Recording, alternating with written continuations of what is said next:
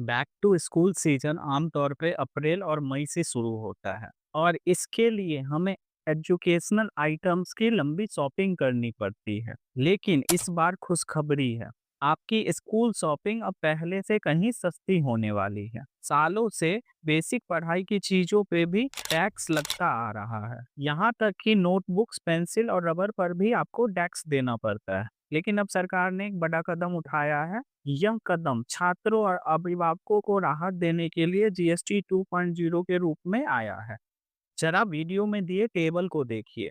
जरूरी स्कूल की चीजों पे टैक्स को घटा के अब नील कर दिया गया है। अब आइए आइटम वाइज रेट कट देखते हैं। मैप्स, चार्ट्स, ग्लोब्स पर जीएसटी 12% से घटा के नील कर दिया गया है। पेंसिल, शार्पनर, पेस्टल्स पर जीएसटी भी 12% से घटा के नील कर दिया गया है। इसी तरह एक्सरसाइज बुक्स और नोटबुक्स पर जीएसटी 12% से घटा के नील कर दिया गया है।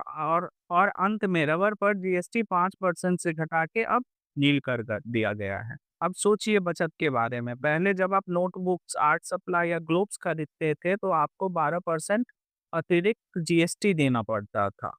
अब यह टैक्स बिल्कुल जीरो है। यानी आप कम पैसे देंगे और पढ़ाई सबके लिए किफ़ायती हो जाएगी। यह एक छोटा बदलाव है, लेकिन मिडिल क्लास छात्र और पेरेंट्स के लिए बड़ी राहत बनने वाली है। तो अगली बार जब स्कूल की चीज़ें खरीदें तो मुस्कुराइए, क्योंकि आप कम पैसे देकर ज़्यादा बचत करेंगे।